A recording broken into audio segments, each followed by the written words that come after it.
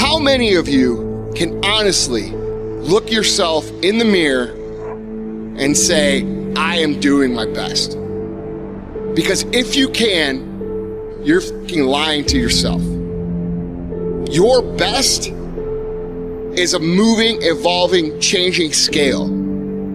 You can always do better. You could always do more. You could always improve. You could always find a way to get a better result and to sharpen your skills.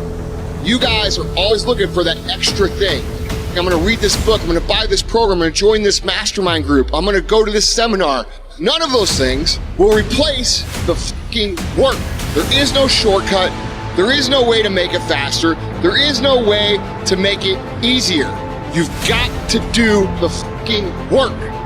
Every minute, every hour, every day, every week, every month, every fucking year, for as long as it fucking takes. You should be consumed with that path. What you do at night matters.